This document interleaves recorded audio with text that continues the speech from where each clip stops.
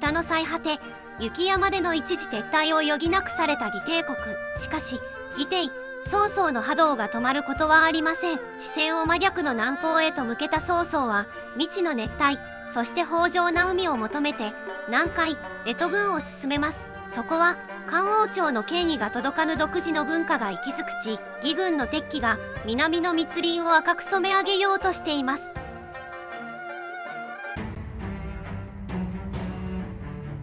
ガハハハ。北の雪山が冷酷ならば南の海は灼熱よ。世の領土に空白は許さぬ。南海の果てまで全てを義の色に塗りつぶしてくれるわ。我が君、南海の密林は行軍の効率が極めて悪い。ですが、そこにある真珠や香辛料、そして海の交易路は、将来的に真珠をほふるための莫大な軍資金となります。毒虫を焼き払い、最短ルートで制圧いたしましょう。現地の鹿も魏帝の神聖と聞けば震え上がるでしょう。抵抗するならば、その青い海を奴らの血で染めてやるまで、全軍南海へ進撃せよ。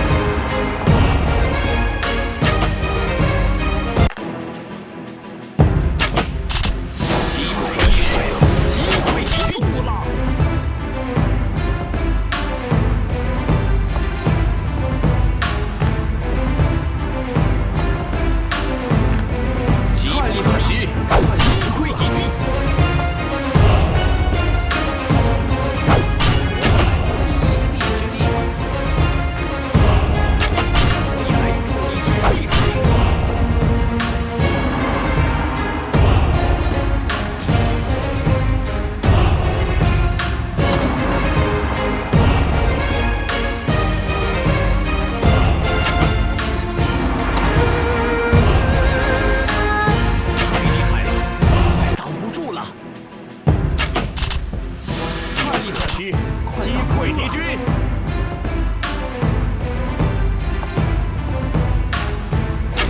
快如山倒，无力回天了。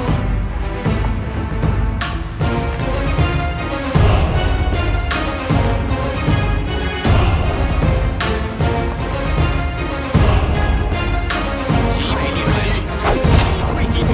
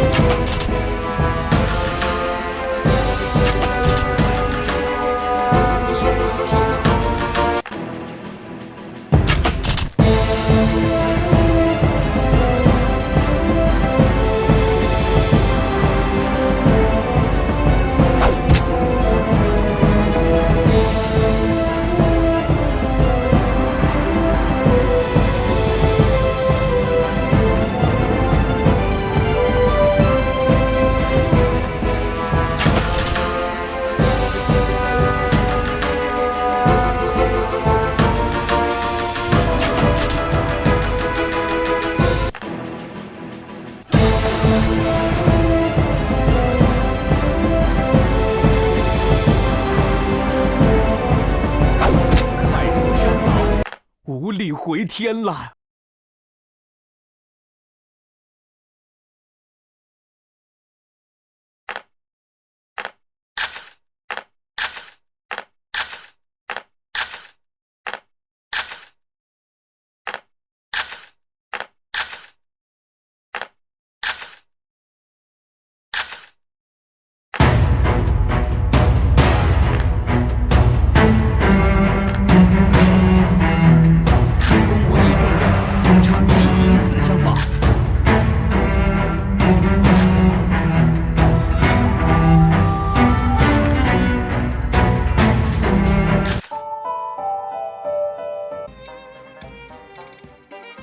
よし、南海の拠点は全て落とした。残るネズミどもはあとわずかだな。よい、現在の天下の状況を整理いたしました。残る君主は3人。まずは領州、長安を固める韓遂、そして蜀の剣山にこもる劉将。そして最も粘り強いのが南方の司教です。南海は落としたものの、奴は未だ孔子を含む10都市を掌握し、しぶとく割拠しております。我が君、これら3つの勢力を飲み込めば、ついに大陸から敵が消え失せます。韓遂、劉将、そして司教か、どいつもこいつも世の波動という大河に飲み込まれる小石に過ぎぬ。次は長安か蜀か、それとも10都市の司教か。全軍息つくいとまはないぞ。天下統一の総仕上げだ。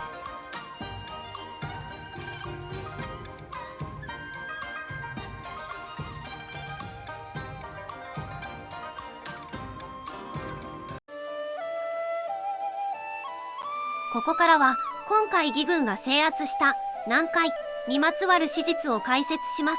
史実における南海軍は現在の広東省広州市を中心とした地域を指します。漢の時代、この地は海のシルクロードの拠点として非常に重要視されていました。真珠やべっ甲、翡翠といった異国の宝物が集まるまさに黄金の港町だったのです。また劇中で名前が出た司教さんはこの地方を40年近く統治した実力者です。彼は中央の混乱をよそに南海を含む広州を平和に保ち、文化や儒教を広めた賢人としても知られています。